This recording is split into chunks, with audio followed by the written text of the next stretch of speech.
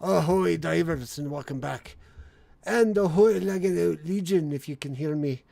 'Tis I, the mariner, joined by Hiro, and we are returning for more discussion of the legend of Zelda.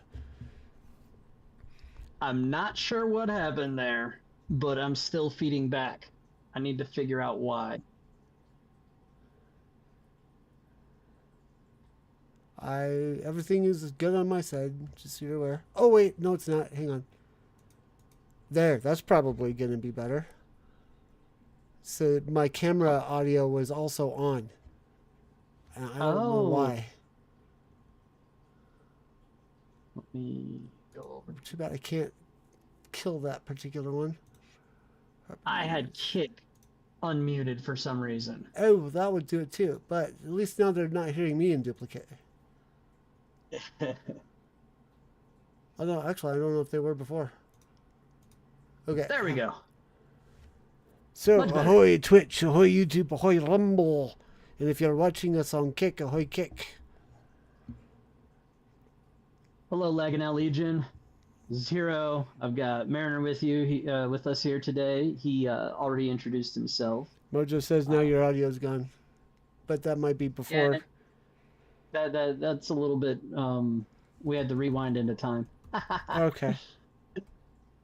Using PC I speakers got from all my the... monitors picking up now. I was watching closely because I made that bozo move last couple of weeks. Mariner's coming in like some old speakers. Okay, you talk, I'll fix. Yeah, your audio is a little bit muffled, I think is the word for it. Hey, tired of streaming to zero. How about I'm tired of bots? There we go. But welcome. Thank you for joining us, Mojo. And thank you for all you other folks that like to watch us. Much love and respect. We're going to pick up where we left off last week. I need to remember where that was. How's this, Mojo? Is um, this any better? Mm-hmm. actually, I'm going to run this over here. That's why I was concerned about having audio issues during the... No? Still not better? Okay, well, you... Oh, what would cause this? Filter. I have no filters running.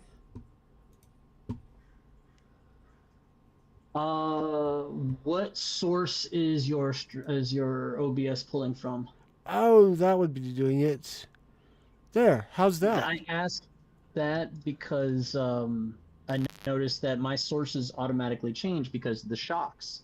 When you Yeah, turn them mine are off, it not supposed automatically. to. I consistently... Ugh. Okay, so it was Yeah, not yeah. OBS this time, it was Discord. But I should be coming through a lot better now. Much, much better. You actually sound crystal clear. Okay, good. Thank you, Discord, once again for causing Discord. Okay. So, anyways, For Discord. Yes, Zelda, Skyward last Sword. yeah, last week we dropped off at do you remember Mariner? We were, I think, talking about some of the behind the scenes stuff because we had talked about like the game developer. We had mentioned game developer conferences. Oh, We had mentioned yes, I think we takes were from the... talking. Were we talking about gameplay? I think we We were going to had pick covered a little bit of gameplay, I think. Um, I'm trying to find where we left off in the fandom wiki for Zelda, but because I'm looking at it right now. the format is different than I remember from last week, so I'm a little confused. But I was Um, thinking we could talk about the graphics of Skyward Sword. we could do that. I know. I think I Actually, might have flirted a little bit with controls. I think I would like to pick up with gameplay if you're okay with it. yeah, go for it. While you do that, I will see if I can find the link you sent me last Yes. week. And if nothing else, I can just drop it to you again. Shouldn't we be do that far talk a back. lot. Yeah, that's true. I forgot about that.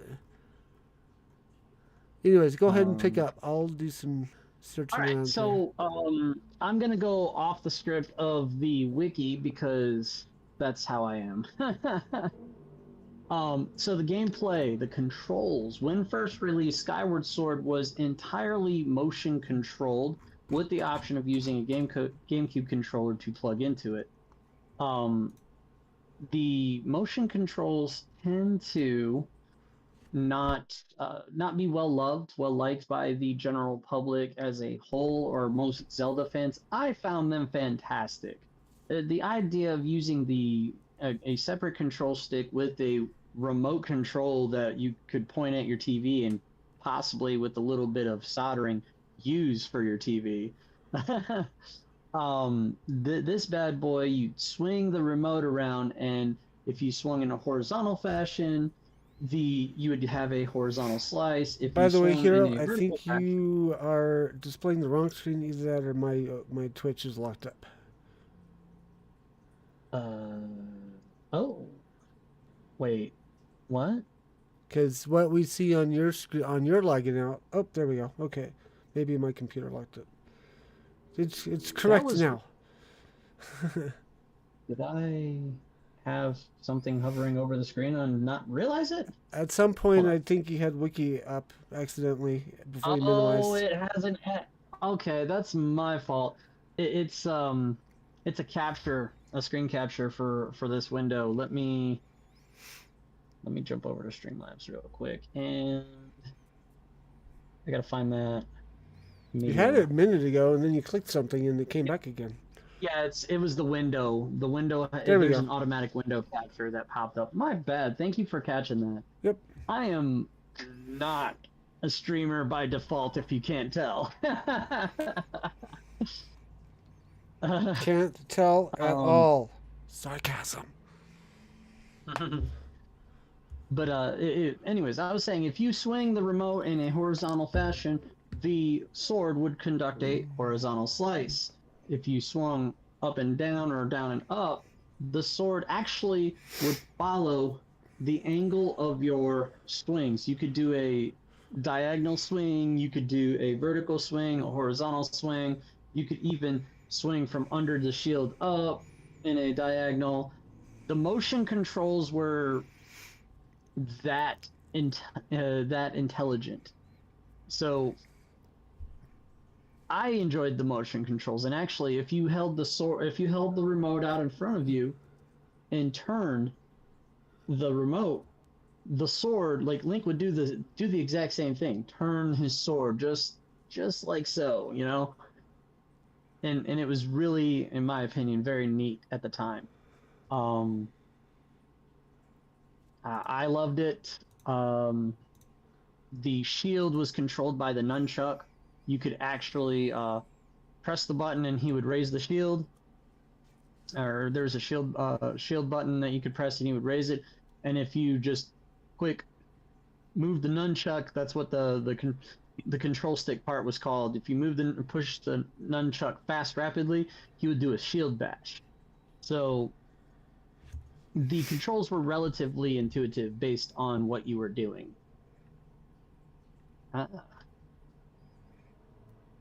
Be the only reason I would get VR is to be able to get into a sword fight, says Mojo. And ahoy gazoo! Hey there, Gazoo. What's up, my dude? Just me and Mariner today. Hope that's enough for you. I'm just playing. But yeah, the VR. I'm sorry. Were you reading from somebody else's? Yeah, Mojo said that. Okay, yeah, I could see that. I actually could see VR being a thing for this game, but so far Nintendo has yeah, I can't blame you, Mojo. My heart was broken when I heard that he passed. Um, considering the lifestyle he led, it's amazing that he outlived a lot of people. um, anyways, before we rabbit trail on that one, um, Yes, thank you for lurking, Kaori. Ahoy, I know Kiori. you come to listen to us talk about crazy things in various video games. But yeah, this is not actually VR. This is actually, well, I don't think VR really was much of a thing when this game came out. This was 2011, I want to say. I believe so. Yeah. At least that was the last E3 we had before we got into other things. Let's see. Scrolling back Mhm. up to the top really quick. No, sorry, too far down. What? 2011. Yes, you were correct. November in the United States, November in Japan. Yeah, November all over the world. Just different days. Yep. So that being said, the motion controls were nifty and pretty, how do you say, revolutionary. You could use the shield bash to reflect projectiles back at enemies. It was the predecessor to the perfect block of Breath of the Wild, I think. It would you could also, using the nunchuck as your tool, like as a bow or a slingshot, and then you would aim with your remote, and it would be just like if you were using a real bow and arrow. The difference being you'd use the trigger on the remote to release the string to fire your projectile. Um, there's a whole bunch of things that utilize the motion controls. Um, that would probably be about the conclusion of the controls portion of the gameplay. The overworld, I explained briefly last week. The overworld was actually the sky and a couple of floating landmasses in the sky, and then your dungeons would be accessed through areas where the clouds would part, and you would drop down to the surface of the planet through those locations where the clouds parted. So it kind of this was something that the developers had mentioned. They wanted to get away from too wide open of a world, and they wanted to kind of mitigate that, a little bit of that time exploring, which many people, I feel like that takes away from the Zelda experience. I 100% personally believe that exploration is a big part of Zelda games. Before I run off too far on a tangent there, what do you think? They're just referencing the motion controls and the fact that they wanted to get away from too much of an open world. Um, yeah, open world is kind of one of the key aspects of the Zelda games. Personally, I had trouble after I found out that there were maps online for games. I kind of like lost interest in just exploring. Um, Oh, but there are times where I'm trying to get back into the whole exploration aspect with some of the games I'm playing now, where um, it's not just, like either the maps aren't available and I just kind of have to keep going on the path, or mm. if there are. My problem is Oh, I need direction when I'm playing, and I can understand that. this is why purely open world, purely sandbox games don't really appeal to me, because I need to have a goal. I need to have a direction to follow. That's one of the reasons why when the first time I started Breath of the Wild, I'm like, okay, I have infinite directions to go. I have 360 degrees to turn and pick a direction to go in. Which way do I want to? Which way should I go for the story? And so I just kind of wandered about, found a guy, talked to the guy, went, huh, okay, he's pointing me in a direction. I'll go that way, and then immediately lost interest. So I'm trying to be better. Also, exploration means loot, and Mojo's teaching me loot goblin techniques and things like that. So I'm trying. So, I'm trying to be a better before gamer. I guess. yeah, yeah, that's fair. That's very fair. So Mojo here mentioned because I referenced VR. Mojo says no, VR was still in beta back then. I think she was mentioning responding to Mojo who said 70, Gazoo who said 76. I think Gazoo was talking about Ozzy Osbourne there. But then Kiori says VR started in 2010, but it really kicked off in 2012. And Mojo counters with the first true head-mounted VR headset came out in 1968. It was called The Sword of Damocles. And then she goes on and says, give me all the open world sandbox games. I love exploration and hidden treasures. And to that I say, fellow Loot Goblin, Yeah. targeted. Or found.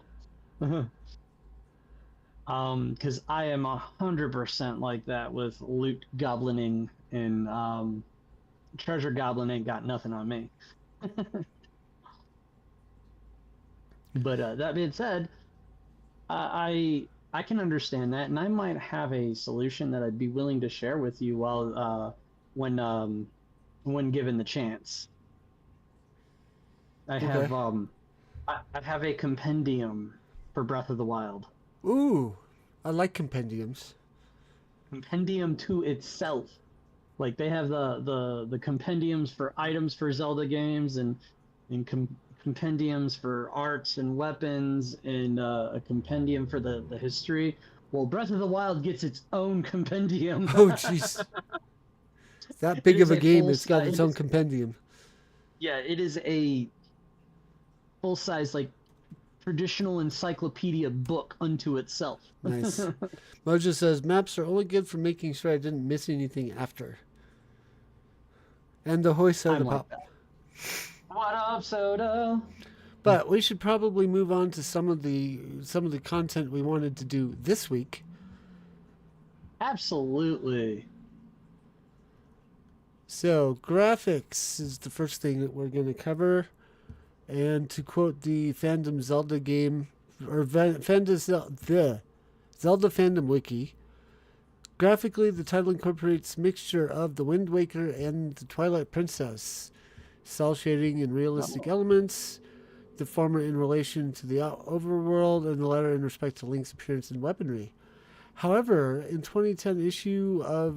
the September 2010 issue of Nintendo Power, Aonuma mentioned that neither style contributed to the choice of art styles, and they simply chose it since the developers are focusing on swordplay, meaning that they wanted to make the swordplay accessible and clear to the user.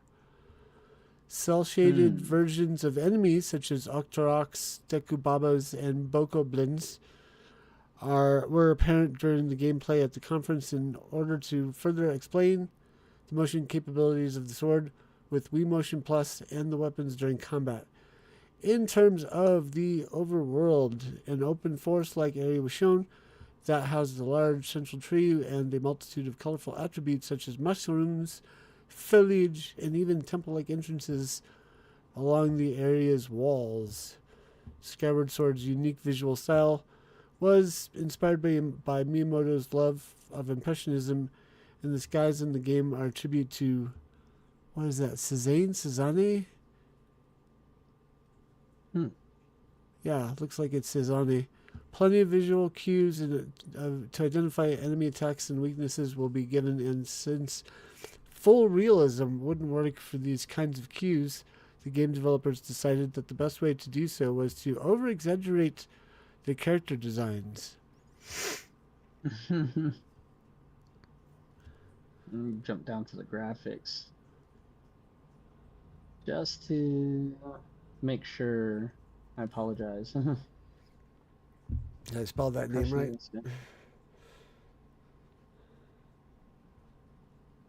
Oh, he was referencing a specific artist. Yeah. That's why.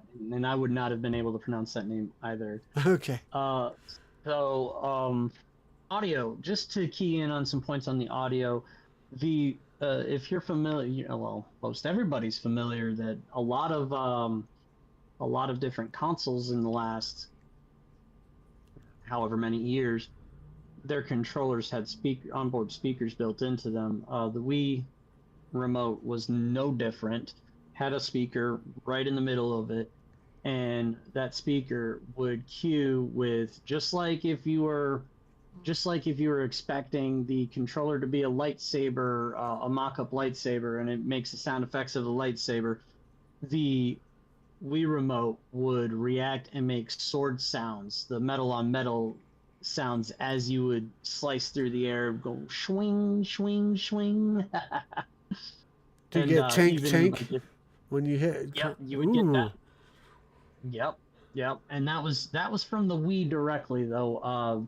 Thing a little different now that it's ported over to the Switch, but that's okay.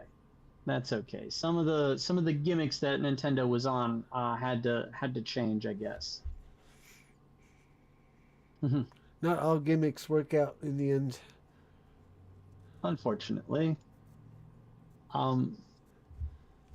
So, right, to pick up with the wiki, the fandom wiki, Skyward Sword has been confirmed to be fully orchestrated, with Miyamoto stating that Nintendo couldn't do what it did with Galaxy 2 and not do the same with the next Zelda. So he was referencing Super Mario Galaxy 2.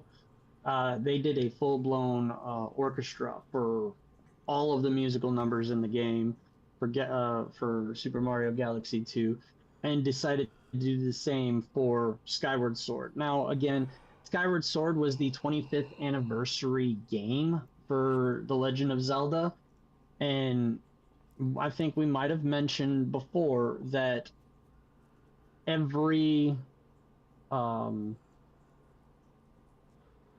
single game copy of Skyward Sword in the game case also came coupled with an audio CD that was an album, or was the soundtrack to the game in full orchestra. Ooh. So they hired an actual full-blown orchestra, and I, by the way, still do have that. Might not have my Wii anymore, but I made sure to keep all of my Zelda games that I could. So, anyways, at an IGN interview with Aonuma, he states that the question whether to use orchestrated music had still not been answered by the time E3 had come around. Moreover, he stated that he was actually surprised at Miyamoto's response during the roundtable, saying that he hasn't had the chance to talk to Miyamoto for his approval, and that he might tell Aonuma that he was just joking around. Yeah, I mean, some of these creatives, not to poke too much fun at Soda, even though I'm going to poke all the fun at Soda later. Creatives tend to be pretty wishy-washy.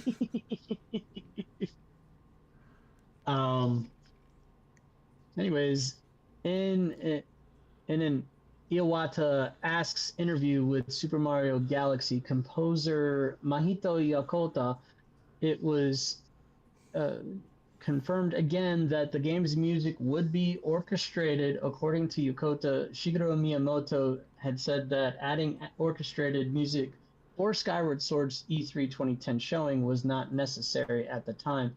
But at the end of the summer, they decided to add in orchestral music, and Yokota joined the development team. In other words, Miyamoto was asked, and he just made the decision right then and there, we're going to do this. So everybody else, in order to prevent themselves from having egg on their faces, just fell in line. Yeah, pretty much.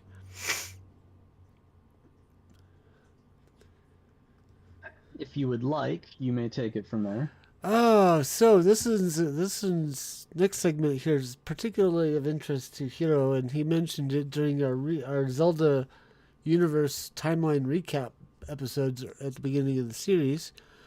Timeline placement. Woo. Skyward Sword's in-game story establishes itself as the first game in the known Zelda timeline, exploring the beginning of the battle between good and evil within the legend, and establishing its key players. Wow.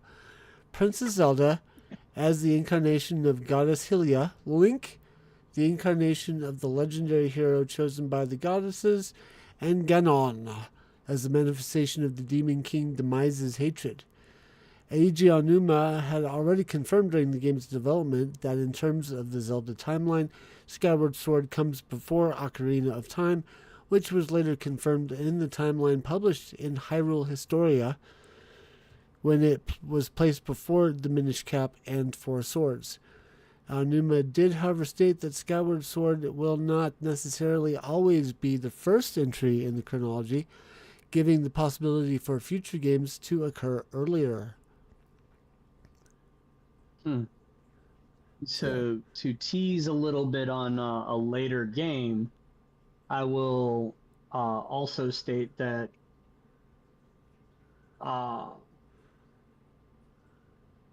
Tears of the Kingdom, the sequel to Breath of the Wild, also brings into question events in the timeline. It muddies the water, I would say, but at the same time, it doesn't necessarily. It also doesn't necessarily expressly state that or call out any specific placement in the timeline. It doesn't really necessarily reference where events take place, but it implies that there's a lot of implications because Twilight Princess, Tears of the Kingdom kind of introduces a different another race of beings in Hyrule, and it implies that they existed. It implies that their race existed on Hyrule before the humans / Hylians existed in Hyrule. It's heavily implied, and it also is heavily implied that the other races predate humans in this world as well. So it kind of muddies the waters. It calls into question where Skyward Sword takes place in relation to that game, but that's a conversation for later. And probably, hopefully, maybe, possibly after you've had the opportunity to get some gameplay in. Yeah, we're talking about a couple different ways I can do some gaming on that.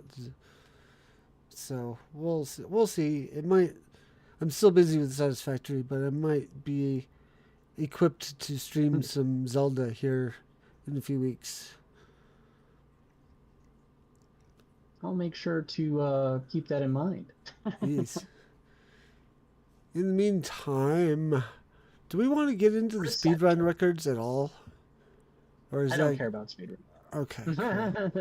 That simplifies I personally don't care about speedruns.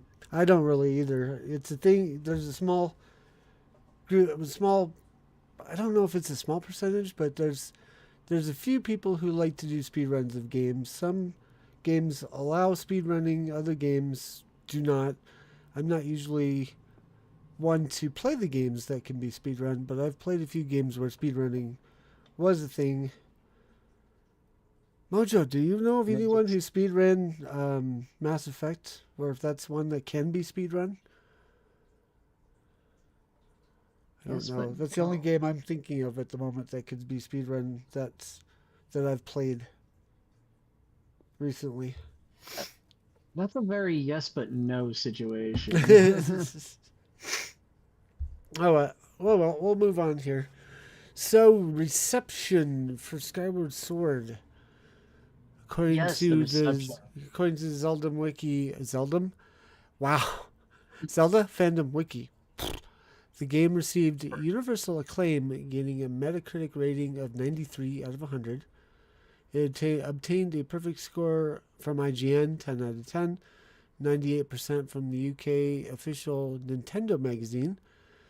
It is tied with Ocarina of Time 3D for the magazine's highest ever review score.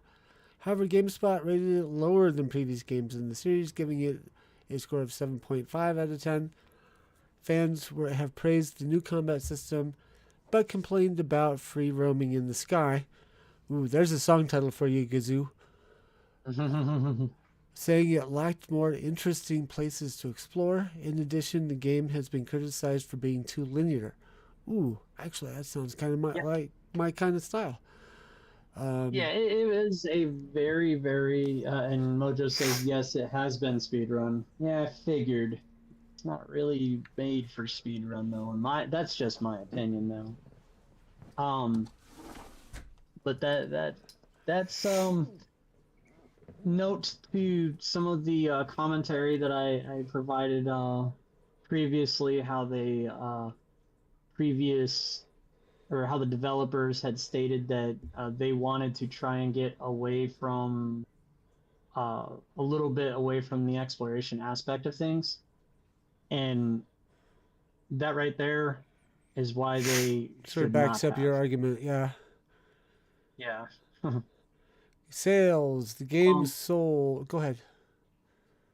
Yeah. So to that point,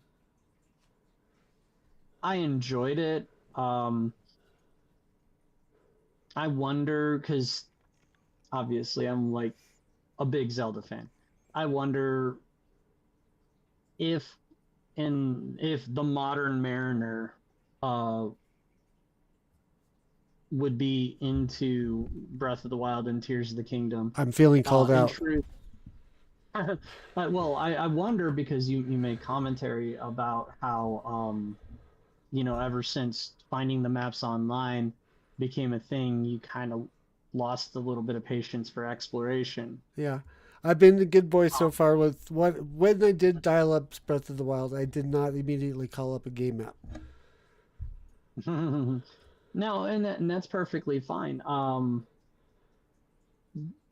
The cool thing is while Breath of the Wild is very much dependent upon exploration, and there is a You're lot. being called out by Kiori. She goes. Mojo says, I recently found out that Grounded has been speedrun, which to me is wild given how much there is. And then Kiori, you, a Zelda fan. Right. Anyways, to point out, Breath of the Wild is very much dependent on exploration. You have, and I'm not exaggerating, hundreds of shrines to find, locate, and solve the puzzles in to increase your heart count and increase your stamina. You have lots of exploration to find alternate costumes, which changes your armor rating based on what weapons you use, etc., etc. Breath of the Wild is very dependent upon exploration. And then alternatively, Tears of the Kingdom a little bit less so, because it's exactly the same map with some added zones. One of which is massive, but that's beside the point. So even if you're on the same map, you're in a new game, and so therefore there are new things to find. Yeah, to a degree, you have the entire overworld map is replicated in a fashion, and I'll leave it at that so as to not spoil anything. Got it. Okay.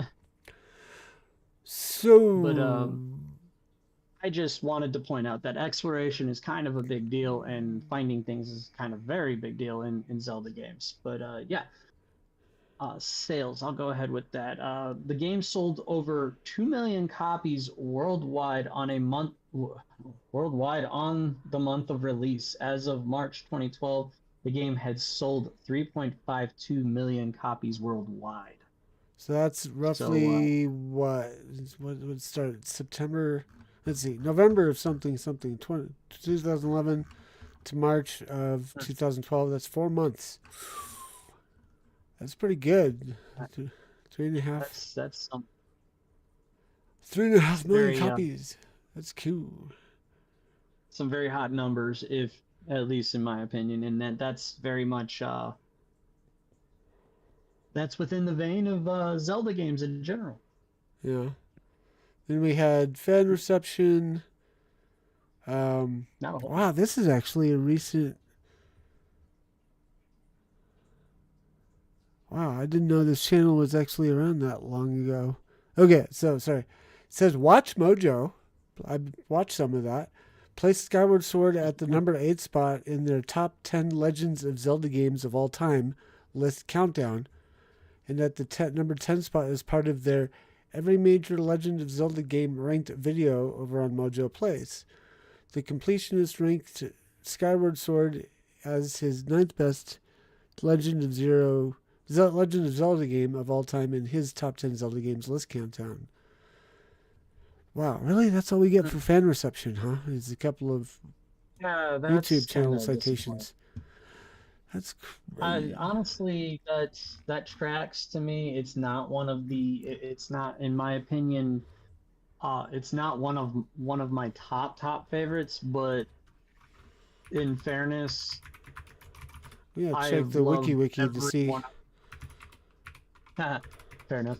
I have personally been on record stating that as far as Zelda games go, all of the main console 3D Zelda games. Okay, Wikipedia's got a better reception, so I'll give you some of that. So, okay. I'll wrap up real quick on this, on what I'm saying then. Okay. Finish my thought.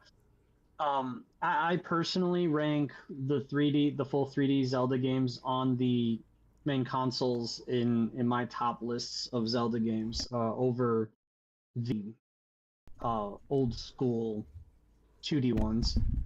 But that's because the story had so much more depth in all of the console games over the original 2D games, and that's not to discount the storytelling in them or in the handheld games, because like Phantom Hourglass, Spirit Tracks, all those the 3DS and the DS games were very good and had a lot of depth of story. But I just felt like the depth of story is far deeper in the main console titles. Okay, so reception. Some of this might repeat from the previous segment or what we got from the Zelda wiki, but 93 out of 100 on Metacritic with based on 81 reviews. It was the site's 10th highest scoring game of 2011, ranked as the 6th best reviewed Wii game. Received perfect scores from IGN, Eurogamer, Game Informer, Edge, and VideoGamer.com. Famitsu, however you want to pronounce that, praised the overworld and gameplay. One reviewer felt that it would form a new standard for the Zelda series and video games as a whole. Edge was positive about all aspects aside from the player-driven upgrade system, and even then it was not enough to spoil the experience for the reviewer. Let's see. Ray I'm not even going to pronounce that name because I've already failed twice. Electronic Gaming Monthly appreciated the game's nostalgic value but found the motion control difficult to handle and kept the game from being truly great. OneUp.com praised the developers for putting effort into moving away from Zelda tradition and called it one of the better games in the series, but said that those detrimental elements that remained, such as side quests and some item usage, made Skyward Sword a weird middle ground filled with genuine surprises, inessential carryovers, and copy-paste quest structures, end quote.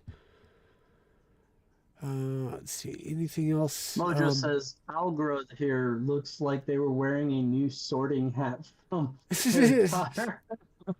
That's, I think that character's name is Impa. Okay, if I so remember correctly. I'm going to go into some of the... Yeah. I'll go into some of the awards really quick, and then we can move on to the next segment.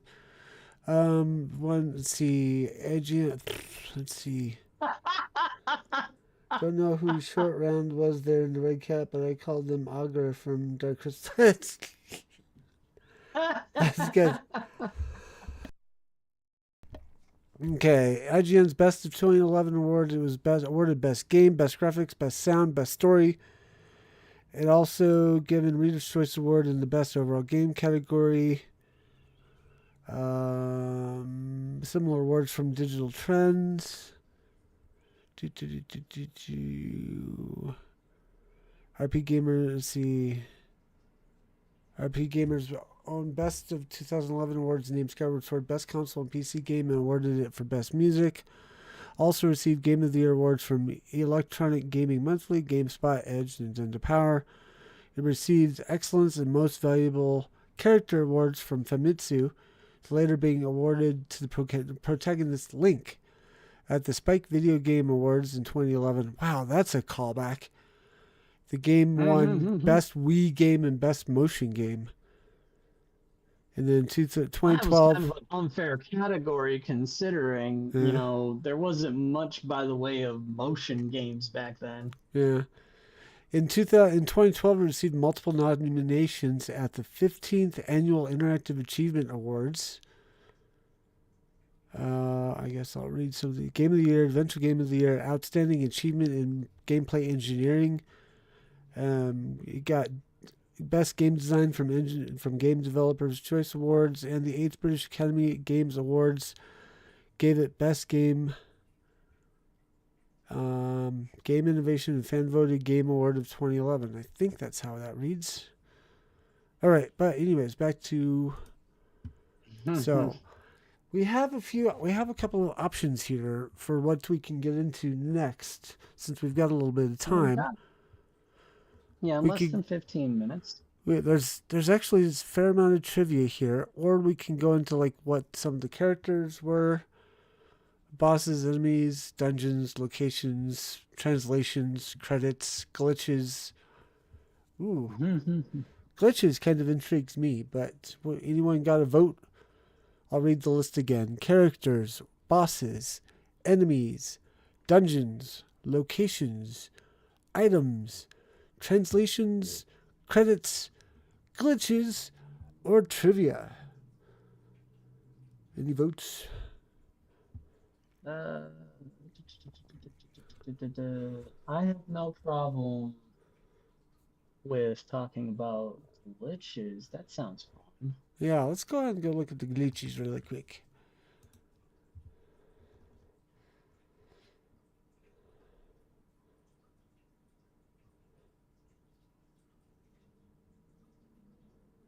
Let's see. Ooh, sequence breaking. Doing something out of the order of the game was meant to be played. This can include getting items early and skipping items or entire parts of the game. Yes. Sequence breaking is it's something that was this is funny because I'm going to call back to the Umtacular, because that's something that was introduced in games due to Metroidvanias. I say Metroidvania because it's a composite of Castlevania and Metroid. They are very similar style games. They were side scrollers with moving maps for progression. You'd have to collect certain items in order to progress farther in the game, and then use certain items and certain weapons to defeat certain enemies so you could advance the game, so on and so forth. Sequence breaking was introduced in that unintentionally originally, and it later led to developers actually putting in certain games the opportunity to sequence break as kind of a callback or a head nod to that, and it would allow you to either circumvent certain fights or make certain encounters easier. This is I'm not sure about the sequence breaks in Skyward Sword. Well, list them here. Yeah. There's like in Early Lake, Florida. There's a Scrapper Instant Warp. Yeah. Um, nothing significant about like the impact. Like there's more detail in here than I probably should read. Spoilers. But it mentions a couple of them here. And then miscellaneous glitches. Back in time effect. Play on the title screen, which leads to many other sub glitches. If you leave the logo up for too long. Mojo says, ugh, soft lock because of an out of sequence event is the worst for me. Typically, those sequence breaks that I refer to that end up staying in games tends to be the good ones that allow you to cheese a boss or something like that. So there's a back in time glitch. There's a back in time wrong warp glitch. There's invisible bilosite. Song of the Hero game ending error. Ooh, what's the Song of the Hero one? Because that's the one Locks that, the game and prevents the player from progressing. Oh, that's it? That's all it says? That's all it says. It says how to, but I'm not going to read into that part. Well, let's see. Right. The effect, warp to, I'll go back back in time, effect, play on the title screen, which leads to many other sub glitches. Back in time, wrong warp. Warp to many various locations in the game. Sometimes you will end up out of bounds, falling in a void, or skipping half or more of the dungeon. Let's see. The invisible bilosite one, self-explanatory. Song of the Hero game ending error, locks the game, prevents the player from progressing. Clean cut minigame rupee counting error, prevents Link from playing Pater's clean cut minigame despite having enough rupees. Pot in pole hides a jar in a pole. Ladder leap. Link leaps through the floor. Game freeze. That's self-explanatory. Bird statue soft lock prevents the game player from progressing to the Laneru Gorge. Interesting. Yeah. So we got a few minutes. Let me parse the trivia, see if there's anything interesting or funny in there.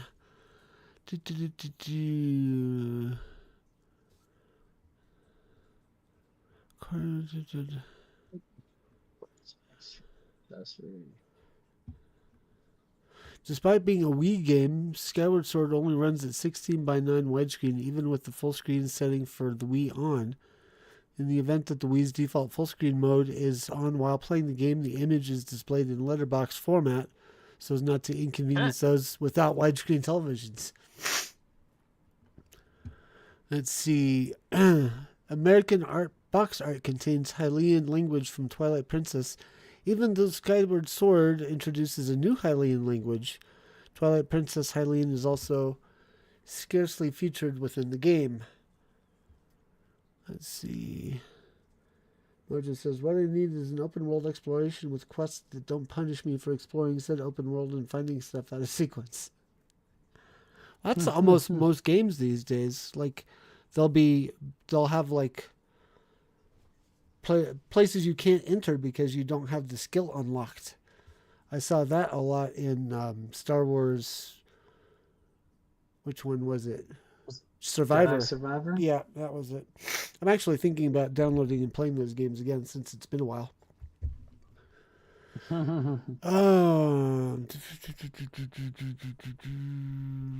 Let's see. Game ending glitch occurs if the quest. We did that. Skyward Sword is the first 3D Zelda game on a home console where day and night do not alternate on their own. The only way for time to progress in the game is by having Link sleep on a bed in Skyloft. Finally, this is the first Zelda game and the first 3D Zelda title to have run feature without the need for an item such as Pegasus boots. This was also the first Zelda game in the series to feature a stamina meter. That tracks. Yep, I remember that. Not sure if I enjoy the stamina meter ever since, but it's there. Yeah. It seems to have been there. Yeah, I say so for our conclusion to the Skyward Sword episodes, what is our what does our audience think? Do you think you would be interested in playing Skyward Sword? Do you think that it's a hard pass for you?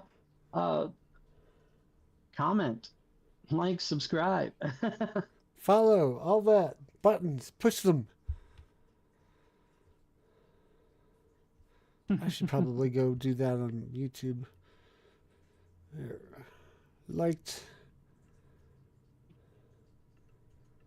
See, it's bad for me to like my own stuff, but I can go over to the Lagging Out Just Rumble push and buttons. yeah. So I think we are ready for the closeout segment where we plug our stuff. Ah, shameless self plugs. Yes. Woo. So, folks, you can check us out on lagginout.com. Unlike with when Chieftain is around, you can watch us with your mom. Us, not them, just us. Saying. Yeah. We don't get a little questionable like they do. Right, Soda? Yes, click on all the things. So you can check us out on lagginout.com. We have various articles that we tend to write there on a weekly basis. Yep, and it's my turn. I'm just remembering. Shame on me for not reminding you. Yeah. But that being said, always feel free to read them. Let us know if you like them. Please comment on them. And by all means, I'm going to go ahead and tease that there is a coming soon feature on lagginout.com that very well might interest numerous people, including various classes on aspects of content creation. Not specifically YouTube or anything like that, but content in general. That's coming, I think, this fall. I'm not 100% sure. Don't quote me because I might get slapped for saying anything. Other than that, I'm gonna go ahead and plug my good friend Kiori. She's streaming on the Lagging Out channel on Wednesdays after, I want to say at 8 p.m. Eastern. Not 100% sure on that one. She's gonna probably slap me with the time here in a second herself. And then check out Mariner on Thursdays playing Satisfactory. Yep, but before then, tune in tomorrow for Satisfactory gameplay. 5 o'clock Eastern time on Deep Dive Gaming. We are setting up a train to transport our motors because we got our new motor factory finished yesterday and powered up. So we can start shipping that off to another location to combine with other parts to create one of the project parts to complete the game. Hopefully we can get that done before I go on vacation. Now that would be a nice little fun goal right there. Yeah, I'm going to be probably playing the heck out of Satisfactory tomorrow amongst all the other things I've got planned tomorrow. That's right. And it looks like Mojo's having an argument with Botrix. Speaking of another teaser, the Lagging Out Spreadshirt store is going to be closing down very soon. Very, very soon. In fact, I need to have a conversation with our merchandise girl and see where she stands on that, see if she needs any help with it. Because the merch store for Lagging Out is very soon going to be moving to lagginout.com directly. Woo! Yes, sir. Okay. So yeah, don't forget to tune in Friday night at 8 o'clock Eastern time for the Lagging Out live. I might be lingering in the chat while I wait for my flight. We'll have to see. But and next week, no stream for me. Not even stream of consciousness. So, That's right. because I will be out and having fun and spending time away from home for the first time in many, many years. years. Yes. So I think that's a good spot to sign off. So until next time, as Mariner sometimes says, enjoy Zelda. And this has been Hiro and the Mariner lagging out and signing off. I thought I was signing Your off and lagging catchphrase. out. And Ah. hope to see you all tomorrow night. Until then, again, enjoy Zelda. Fair winds and fun gaming, y'all. Bye-bye. Bye-bye.